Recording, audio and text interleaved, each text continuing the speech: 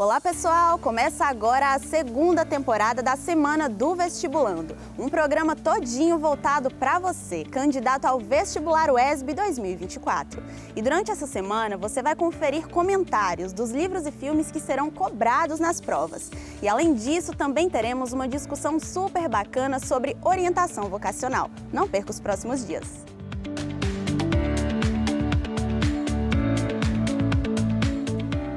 E hoje trazemos aqui no programa a professora da UESB, Francislene Cerqueira, que é professora do curso de Letras em Jequié e vai comentar o livro Torto Arado, de Itamar Vieira Júnior. É com você, Francislene.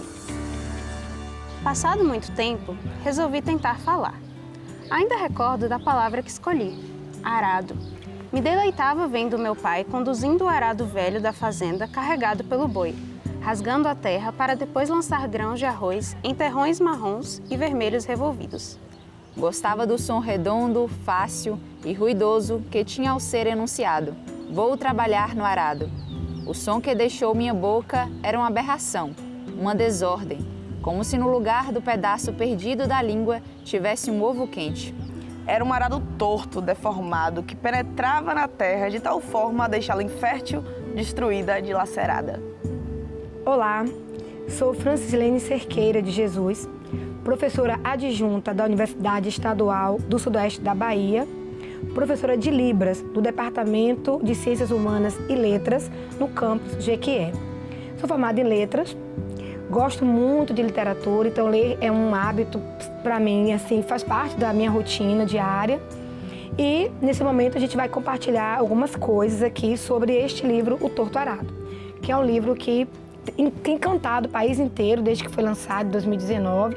Tem realmente o seu brilhantismo pela inovação dessa obra e a universidade realmente acertou em incluir esta obra na lista dos livros do vestibular. Então, vamos lá, eis o X da questão.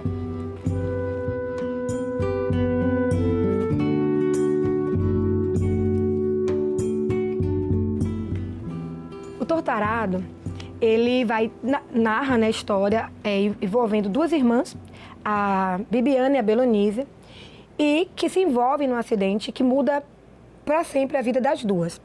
Então, o autor, que é o Itamar Vieira Júnior, que brilhantemente apresenta essa obra para a gente, de uma forma em que o leitor não se perde em nenhum momento, porque todas as questões deste livro foram respondidas durante todo o seu enredo.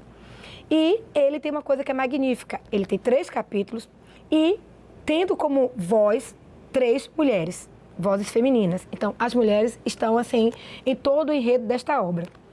O primeiro capítulo do livro, que tem como título Fio de Corte, é o que apresenta este enredo do acidente. Então, a avó das meninas, que era a Dona Ana, a matriarca da família, tinha com ela um segredo guardado em uma mala, uma faca envolta em um tecido sujo de sangue.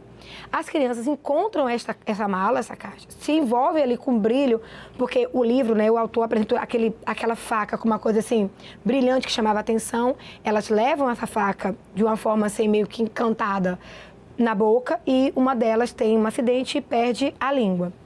Uma passa a ser a voz da outra, então todo o enredo desta obra, no primeiro capítulo, é sobre isso. A Bibiana, ela cresce, ela vai se envolver com o primo dela, chamado Severo. Ela começa a entender que existia uma exploração da mão de obra ali, naquele lugar que elas moravam, que é Água Negra, que é um lugar fictício, e estaria na Chapada Diamantina, porque o livro também apresenta essa questão da exploração do diamante, da exploração da mão de obra, um período pós-escravatura, porque o Zeca Chapéu Grande, que é o pai das meninas, ele nasceu 30 anos após a escravatura. Então dá pra gente entender que é um período pós-abolição. E aí dá pra gente entender também que é um pós-abolição, que não existia uma abolição, porque o trabalho daquelas pessoas ali era um trabalho escravo também, uma mão de obra escravizada, onde as pessoas não podiam, por exemplo, erguer casa de alvenaria, não podiam, porque os donos da terra, vamos colocar assim, os proprietários, não permitiam para que não tivessem acesso e não que permanecessem ali, de que alguma forma eles pudessem no futuro perder a posse daquelas terras. E aí a Bibiana, ela entende que isso é uma desigualdade, que é uma exploração, quando uma espécie de gerente da fazenda invade a casa deles e leva os alimentos que eles se organizaram com dinheiro, não era nem o que eles tinham plantado, porque os trabalhadores, eles trabalhavam para os donos da fazenda num tempo, enquanto as mulheres e as crianças cuidavam da própria roça para sobreviverem. E ela vai embora com o primo dela e entendendo que ela precisava mudar ou contribuir para mudar a realidade daquela comunidade quilombola. Tem uma parte que é muito interessante, que é quando elas chegam na cidade, e aí tem uma Ford rural, e então dá para a gente entender mais ou menos qual é o tempo da obra, e ela diz o seguinte, que nunca viu tanta gente branca no mesmo lugar. Que dá para você entender que aquela comunidade é uma comunidade de pessoas pretas. Então, é uma comunidade de pessoas que estão sendo exploradas em sua mão de obra. E a Bibiana vai embora. E aí, no final do capítulo, é que a gente entende, quando começa o capítulo seguinte, que é o capítulo Tortarado, que dá o nome do livro, que a Bibiana narra o primeiro capítulo e a Belonísia narra o segundo capítulo, que é a irmã que perdeu a língua e dependia da irmã para se comunicar. Então, Bibiana vai e leva com ela a voz da irmã. No segundo capítulo, Tortarado, o que a gente vai imaginar? É o arado, que é a terra, o plantio, a forma de se organizar, né? E de uma forma meio que...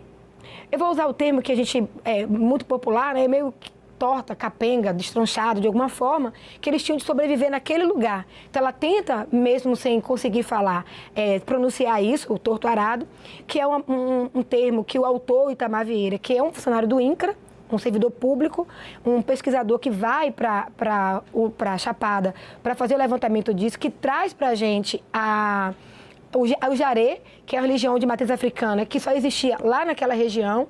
Por exemplo, eu não conhecia, eu tive contato com essa religião, a existência dessa religião a partir dessa obra.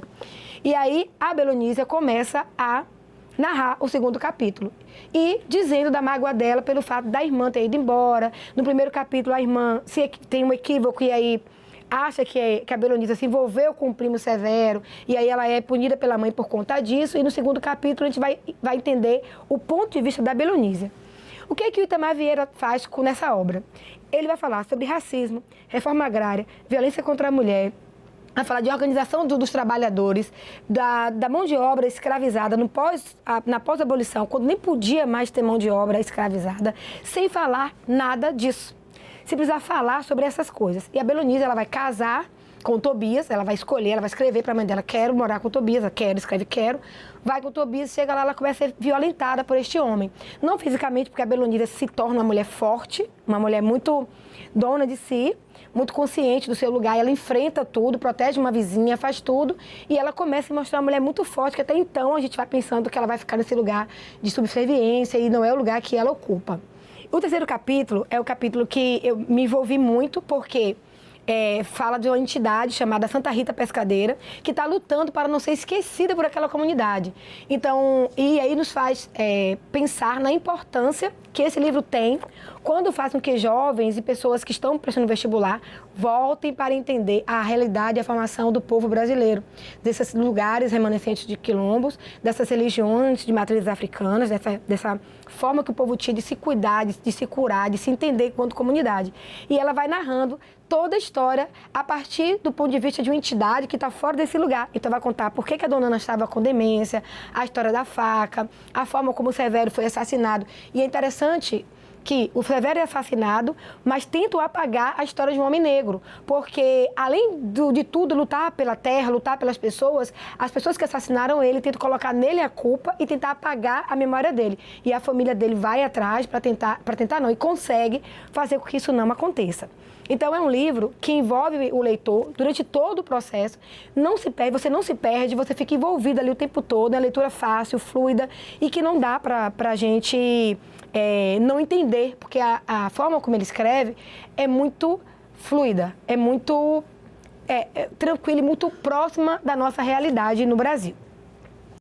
Bom, esse é um romance contemporâneo, esse é um romance que apresenta comunidades quilombolas, é um romance que apresenta uma religião de matriz africana, que tira esse lugar que a colonização construiu no Brasil, de tirar tudo que remete à África e traz esse olhar preconceituoso, cheio de estigma para a religião de matriz africana. Então esse livro é muito importante porque ele traz de uma forma de alguém muito próximo, que viveu essa realidade, de entender a ancestralidade, de entender a religião de matriz africana, de entender o que é cuidado de comunidade, senso de comunidade, organização quilombola e, mais do que isso, resistência do povo negro no Brasil.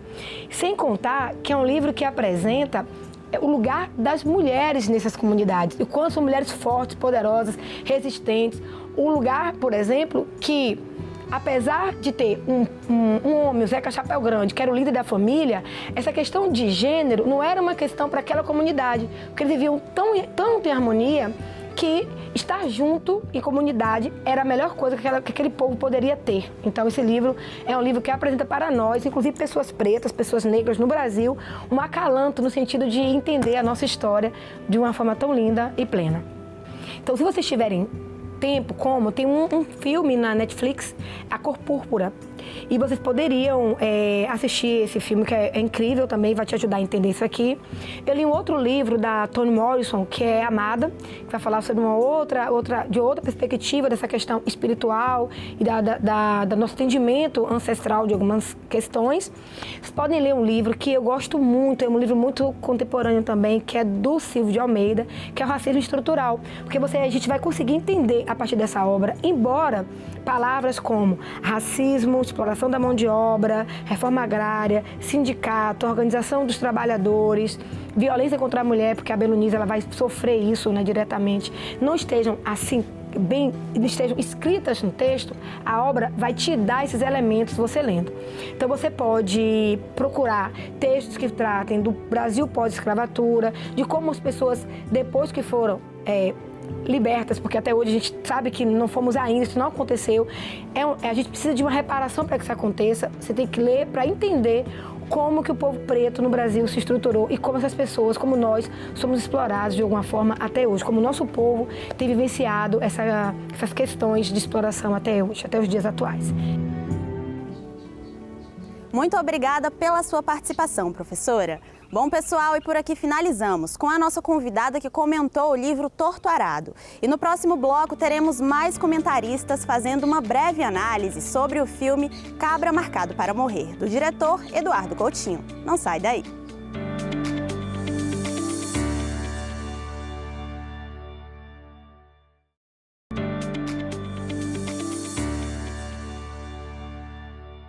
Estamos de volta com comentários sobre um dos filmes que serão cobrados no Vestibular 2024. Cabra Marcado para Morrer narra a história do militante camponês João Pedro Teixeira e do seu assassinato, que foi encomendado por latifundiários em 1962. As filmagens da obra foram interrompidas em 64, com o golpe militar, e só retornaram 20 anos depois. E para comentar a obra, temos 3 convidados. Andy Graciele, mestranda em Cultura e Sociedade pela UFBA, Joaquim Novaes, mestre em Memória, Linguagem e Sociedade pela UESB e Jânio Roberto, doutor em Geografia Humana pela USP. Confere aí.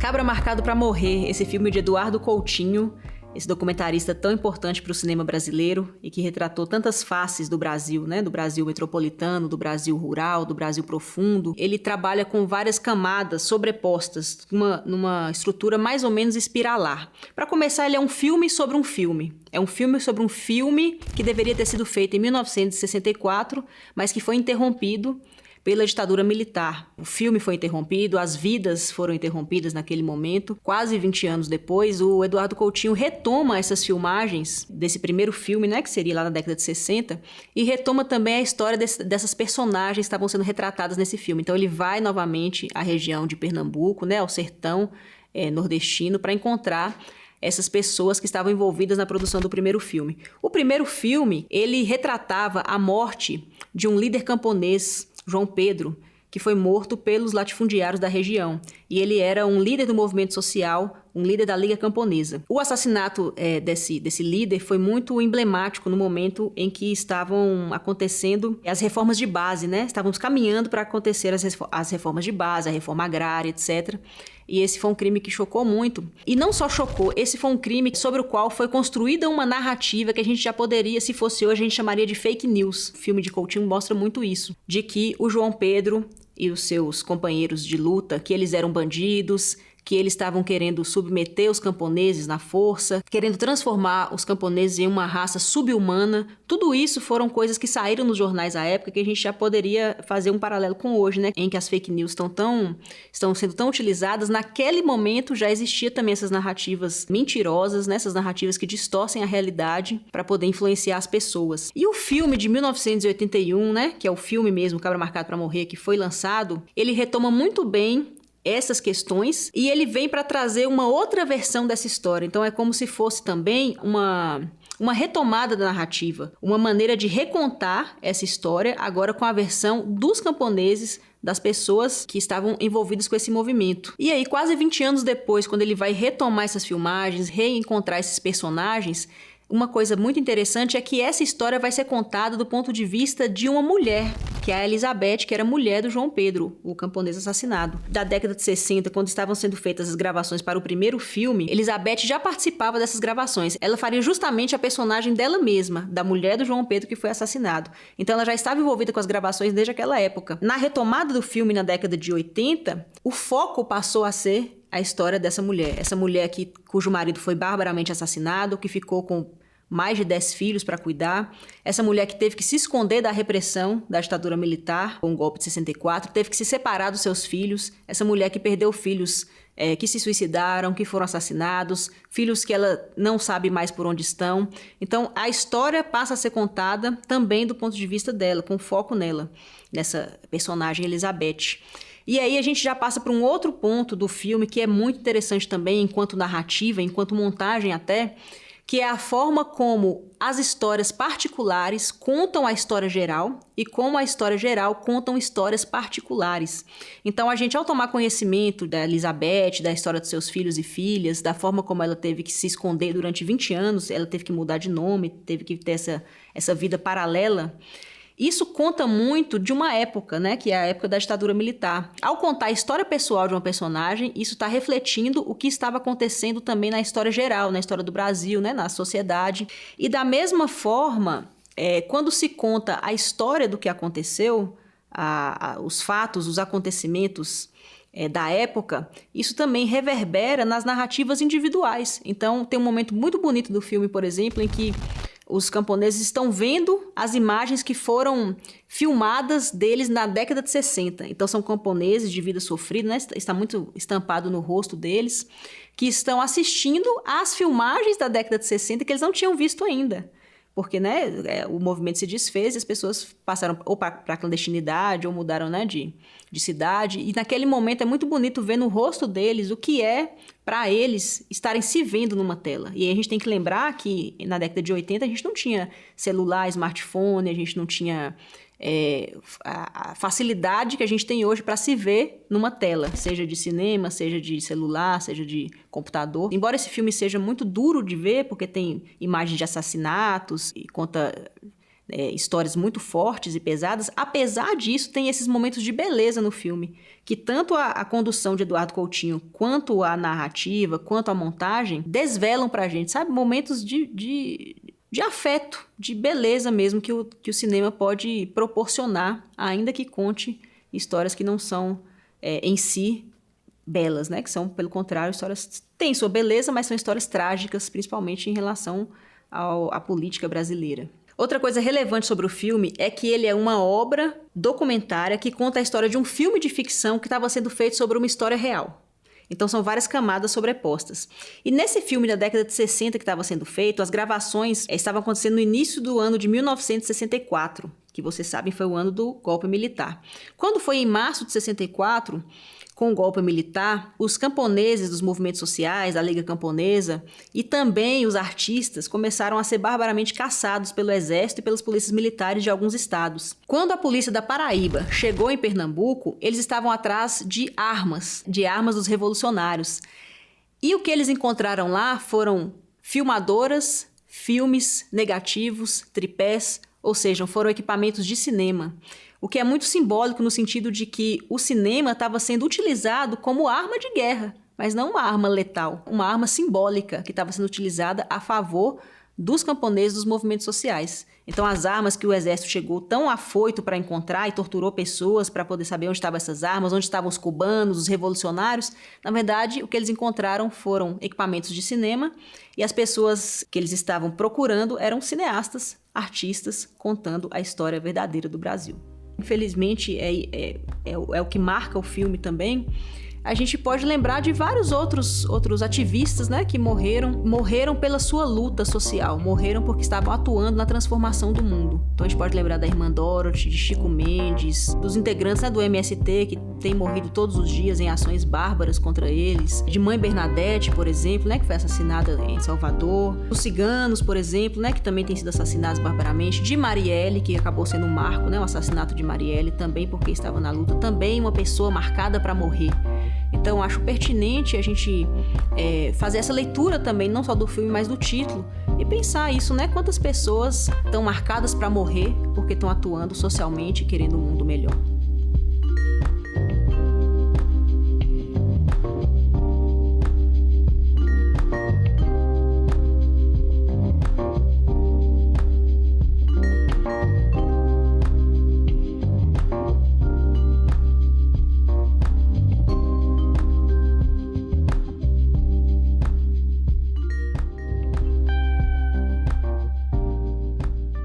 O filme de Eduardo Coutinho, Cabra Marcado para Morrer, tem uma importância, né, definitiva na cinematografia brasileira. Tem também uma importância na constituição de um testemunho, de um arquivo das lutas camponesas no Brasil. O filme tem uma história também bastante curiosa, que torna ele uma obra bem peculiar, né? Ele inicialmente foi filmado em 1964, com a pretensão de ser uma obra de ficção. A produção desse filme só foi retomada 17 anos depois, com uma outra perspectiva. Esse período anterior à ditadura militar, ele foi um período democrático, mas bastante conturbado, sobretudo para os trabalhadores rurais. No período de Vargas, né, na era Vargas, teve aí um processo de reconhecimento, consolidação das leis trabalhistas, mas essas leis elas acabaram contemplando somente os trabalhadores urbanos. Os trabalhadores rurais viviam numa situação de extrema exploração por parte dos proprietários de terra. No caso de Sapé, especificamente, onde o João Pedro Teixeira foi uma grande liderança, ela inicialmente era uma sociedade que surgiu para amparar esses trabalhadores que, ao morrer, não tinham nem um caixão para serem transportados. O caixão era emprestado pela prefeitura. Diante dessa crescente mobilização dos trabalhadores rurais, vai haver uma série de perseguições, de represálias por parte dos proprietários de terra. E é nesse caso aí que se insere o assassinato de João Pedro Teixeira, né, em 62, cerca de 4 anos depois dele ter fundado as Ligas Camponesas em Sapé e ter conseguido aí mobilizar um número expressivo de trabalhadores rurais. Inclusive, tem logo no início do filme uma passagem muito bonita quando eles assistem, né, às cenas que eles haviam gravado lá em 62 e ficam emocionados, né, ficam fascinados com a imagem deles em movimento sendo projetada numa tela grande. A Comissão Pastoral da Terra, CPT, produz anualmente um relatório sobre a violência no campo no Brasil. E ainda hoje tem vários casos, né, de assassinato, de atos violentos, inclusive por parte do Estado também, com repressão policial, a respeito de movimentos de trabalhadores rurais. O estado de exceção, na verdade, é a regra. Se a gente analisa a história do Brasil, a gente vai ver que a repressão aos movimentos de trabalhadores, o assassinato de lideranças populares, ela é constante. O que aconteceu durante a ditadura militar é que o Estado acabou legitimando isso de maneira escancarada, mas a repressão prossegue, né, ainda hoje, mesmo num Estado democrático, né, ou pelo menos dito democrático e de direito.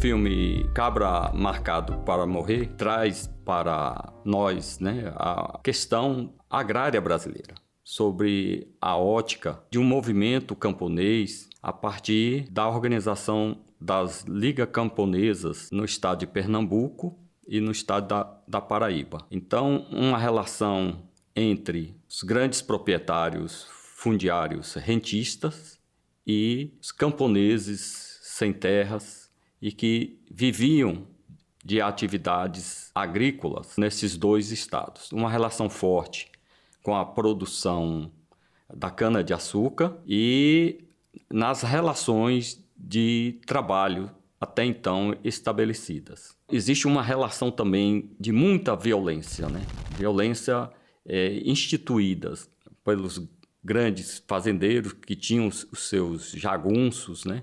E que ameaçavam esses trabalhadores organizados, né? A gente consegue ver também o papel das forças coercitivas do Estado no sentido de fazer prevalecer a lei do mais forte, né? O filme retrata também todo um cenário de violência que foi a questão da ditadura e que durou por 21 anos, né?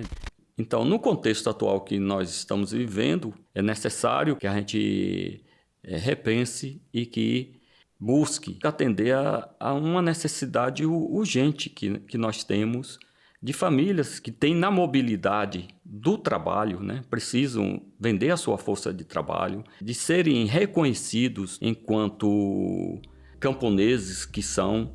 Então, tratar dessas temáticas, né, esses documentários, são importantes porque vai na raiz dos nossos problemas e que a gente precisa superar, né? É importante que o Estado ele consiga olhar para que essas famílias tenham uma política que atenda aos seus interesses.